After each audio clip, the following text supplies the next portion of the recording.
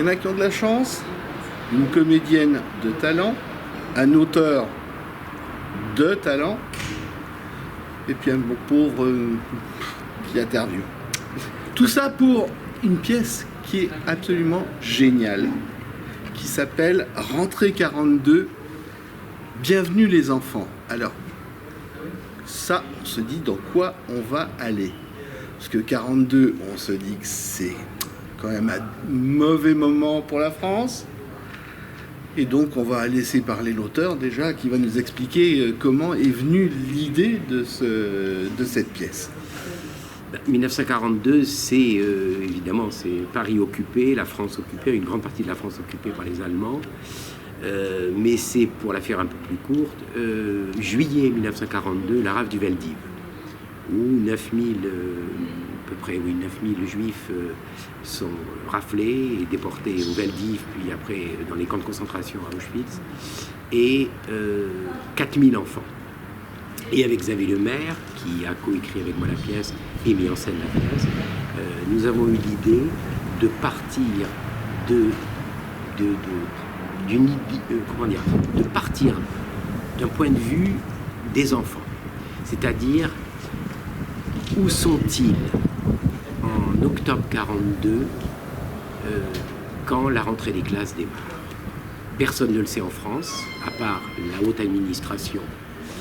Et les 4 institutrices qui sont les personnages principaux de la pièce vont se demander, le jour de la rentrée des classes, pourquoi il y reste 17 élèves dans l'école et pas une centaine comme ils attendaient.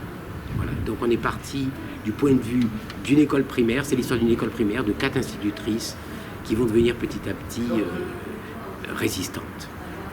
Et ces personnages, vous êtes parti de personnes que vous connaissiez ou c'est vraiment une interprétation? D'abord, la pièce, elle est vraiment historique au sens que chaque fait qui est énoncé est vrai. Il n'y a pas de... On appelle approximatif, il faut être très précis quand arrive ce genre de tragédie. Donc au niveau de tout ce qui est le fonctionnement de l'école, de comment fonctionnait une école, ce qui s'est passé, c'est vraiment très, très... Ce qui s'est passé est là, en 42. Après, au niveau des personnages, on a rêvé. On a rêvé 4 prototypes, 4 archétypes d'institutrices. Je pense que Anne va nous en parler. Mais on a rêvé, et à la fois, j'ai été élevé dans une école parce que mon père était directeur d'école. Et donc, je me suis beaucoup nourri de la psychologie des institutrices, non pas de 1942, j'étais pas né, mais de l'époque où papa avait son école. Donc, c'est vrai que c'est quelque chose qui transpire en moi, l'éducation nationale. Voilà, donc je suis parti de souvenirs d'institutrices, et puis j'ai lu beaucoup de cas historiques qui racontaient cette période, et avec Xavier, on a rêvé 4 personnages qui sont très différents, très complémentaires, très généreux, et on est en empathie avec ces 4 femmes. Je passe la parole à ma camarade, voilà, qui va raconter peut-être les institutrices. Qui va se présenter, son rôle, pas se présenter elle-même, mais présenter le rôle. Vous êtes la directrice, on pourrait dire, de l'école. Ah oui, complètement. Voilà. Je suis la directrice de l'école. Pas, on peut dire, c'est vraiment très sérieux. Hein. Je suis la directrice de cette petite école. C'est notre rentrée scolaire de 1942, octobre. À l'époque, on faisait la rentrée en octobre. Et puis, voilà, on fait cette rentrée. On est content de faire la rentrée malgré, évidemment, la situation. Et j'ai mes institutrices qui sont là. Alors, il y a effectivement des personnages divers qui représentent la France de cette époque. Il y a les résistantes, il y a les pétainistes, il y a celles qui s'arrangent plus ou moins avec la vie actuelle, avec un peu de marché noir, ça. Et puis il y a ceux où on ne sait pas trop, c'est assez mystérieux, elles ne se positionnent pas trop, mon personnage ne se positionne pas trop, une espèce de neutralité comme ça, parce qu'il faut mener tout le monde. Et il va y avoir évidemment cette réalité ce choc que j'ai aimé dans la pièce de Pierre-Olivier. D'ailleurs, quand il me l'a proposé et que je l'ai lu, c'est ça qui m'a donné envie de le faire. C'est ce choc de se dire, ok, il y aurait dû avoir 120 ou 200 élèves, il n'y en a que 17. C'est le choc de l'absence. Et moi, je ne m'étais jamais posé la question, à savoir où sont les gens tous ces quartiers vides, tous ces appartements vides, toutes ces écoles vides.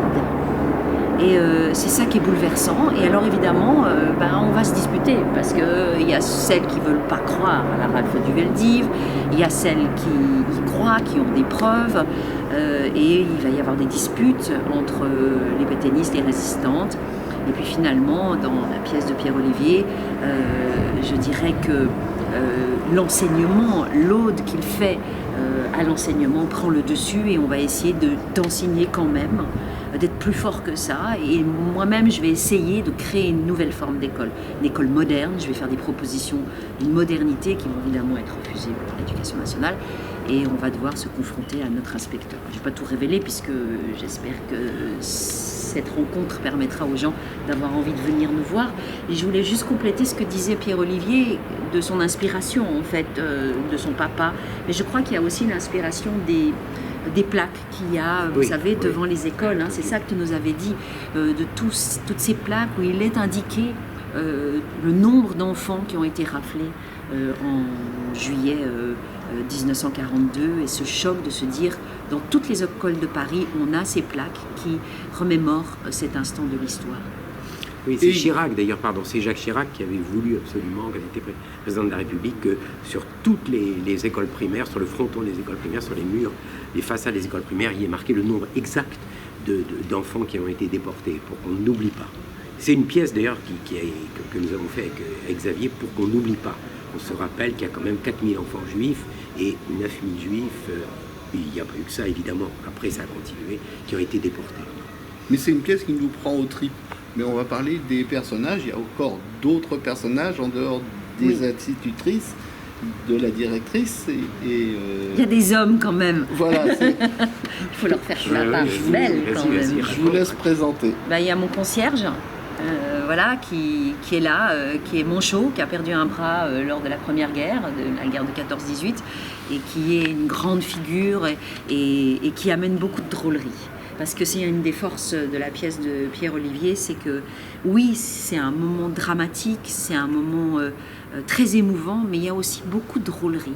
Et c'est pas évident de faire ça, d'arriver à écrire ça dans une pièce avec un moment aussi grave, mais ça amène, le personnage du concierge amène beaucoup de drôlerie, le personnage aussi de Madame Tatillard qui vient de sa province, qui est une institutrice, qui est une des institutrices, amène aussi, je dirais que c'est aussi ce plaisir-là, c'est d'arriver, nous en tant qu'acteurs, d'emmener le public dans ce moment de la grande histoire, dans la petite histoire, c'est-à-dire dans ce petit microcosme de l'école, mais d'arriver à pouvoir emmener le public et dans le rire et dans l'émotion.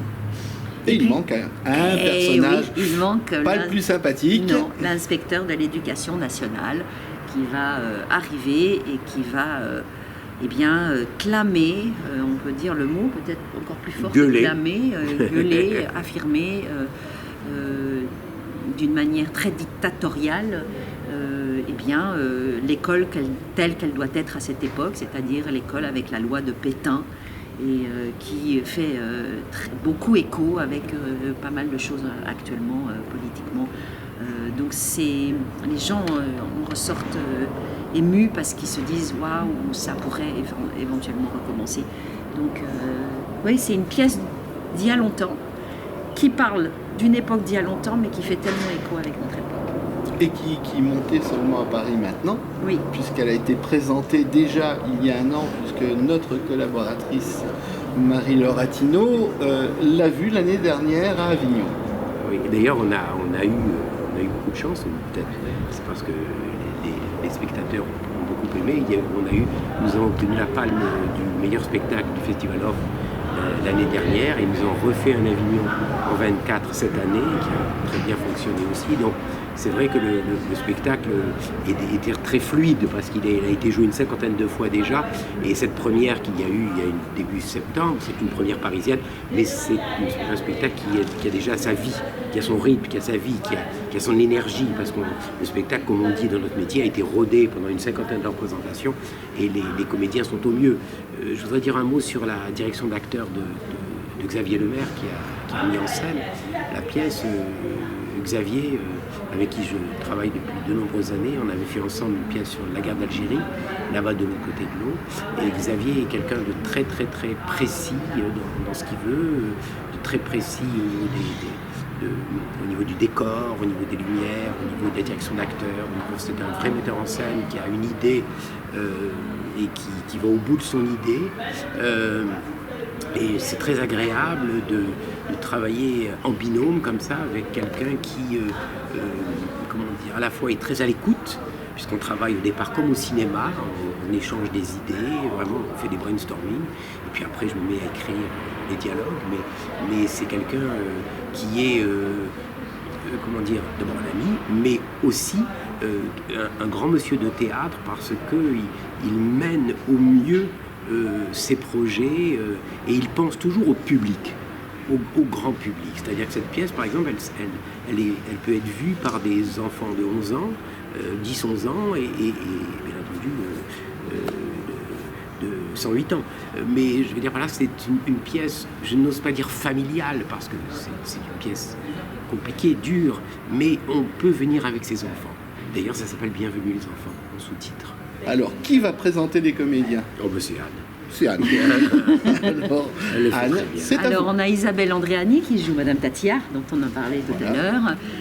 Il y a Émilie Chevrillon qui joue notre résistante, Madame Ricou. Il y a Fanny Lucet qui joue notre petite pétainiste, Mademoiselle Courcelles. Nous avons donc Dominique Thomas qui fait notre concierge et puis Michel Laliberté qui joue notre inspecteur de l'éducation nationale. Toute cette troupe, c'est la même troupe que celle qui était à Avignon l'année dernière? Tout à fait, c'est la même troupe qu'en 2023, la même troupe qu'en 2024, pour le moment, voilà. Et vous vous entendez bien, parce que bon, faut dire qu'il y a quand même quelques frictions. Oui, mais c'est la friction, elle est sur le plateau, elle n'est pas dans les coulisses, je vous rassure, oui, ni dans les loges. On s'entend très très très bien, tout va bien. On a même partagé des maisons à Avignon, donc quand vous êtes en partage, en colocation, voilà, c'est une épreuve. Et si on passe cette épreuve-là, c'est qu'on s'entend bien. Oui, puis je crois que la cohésion de cette équipe pédagogique, de ces 4 institutrices, elle est faite aussi par le travail de direction d'acteurs et de mise en scène, mais aussi par la belle entente de ces 4 comédiennes qui sont un peu de la même famille au niveau théâtral. Elles ont des parcours, même si Anne a fait beaucoup plus de cinéma et d'écran que les 3 autres, c'est quand même 4 comédiennes qui ont été vraiment formées au théâtre et qui connaissent vraiment la sueur sur la scène, quoi. Donc ça se sent. C'est une pièce où on sent véritablement une chaleur humaine liée à la personnalité aussi des comédiennes et à la personnalité des personnages. Mais ça se regroupe. J'ai l'impression que maintenant, je ne fais plus de différence. Quand je les vois maintenant, je la vois en directrice, je vois Isabelle en Madame Tatillard. C'est très étonnant. Il y a une sorte d'identification de ma part et je pense des spectateurs à ces personnages. Vraiment, elles incarnent, mais elles font plus qu'incarner. Je pense qu'elles transcendent absolument ces personnages. Elles en ont fait quelque chose que moi, j'avais imaginé des choses en écrivant, mais je ne pensais pas qu'elles iraient à tant d'humanité. Il y a une vraie humanité. C'est ça le succès de cette pièce. C'est vraiment, on vient voir de l'humanité qui souffre et de l'humanité qui résiste. Parce que c'est une pièce aussi sur la résistance. Moi, je le vois du côté spectateur. Je suis rentré dedans, je dirais, au bout de 30 secondes. Et j'ai pas quitté il n'y a pas eu un moment où je me suis dit, oh là là, vous savez, comme ça peut arriver très souvent au théâtre. Non, là, on rentre, Puis bon, je ne veux pas raconter toute l'histoire, mais il y a des moments qui vont crescendo. On se dit, on va aller jusqu'où? Eh bien, on y va. Et c'est toujours un grand bonheur de vous voir tous sur scène. Alors la question que je me pose, est-ce que depuis la première représentation à Avignon 23, et maintenant, est-ce qu'il y a eu beaucoup de changements ou des petites évolutions?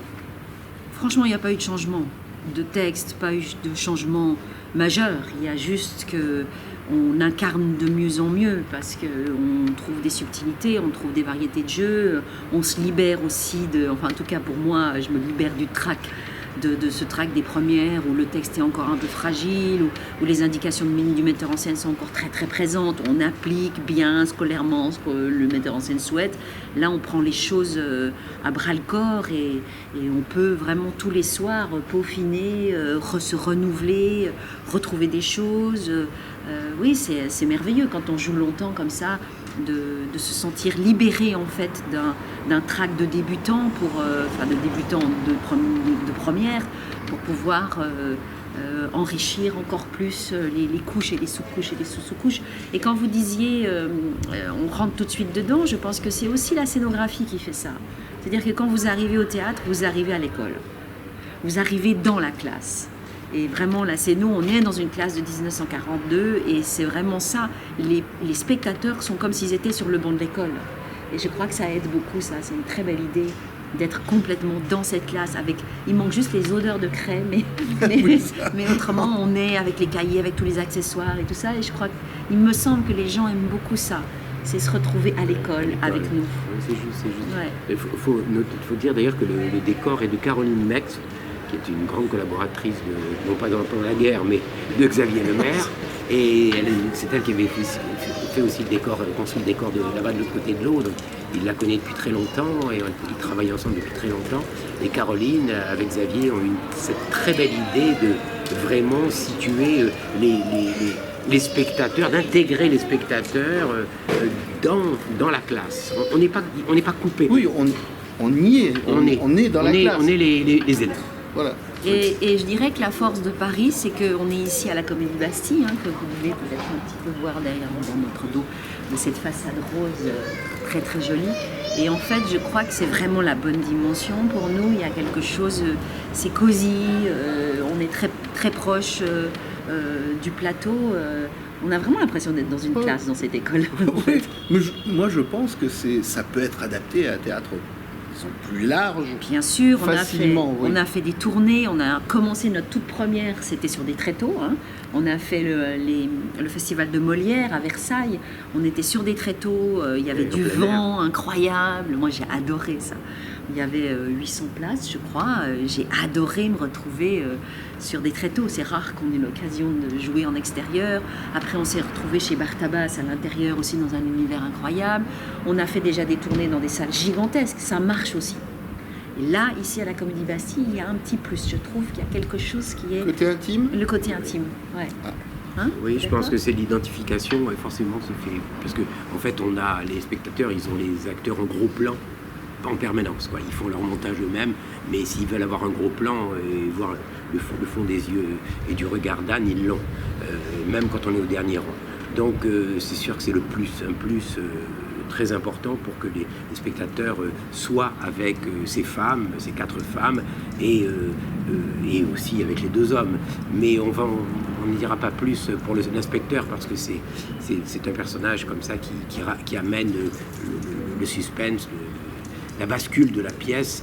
Ce qu'on peut dire, c'est que Michel Laliberté est remarquable dans un personnage terrible, et que c'est très compliqué de jouer un salopard et d'être en plus pas sympathique, mais enfin humain. Un salopard humain, c'est compliqué de le jouer. Avec un acteur absolument adorable.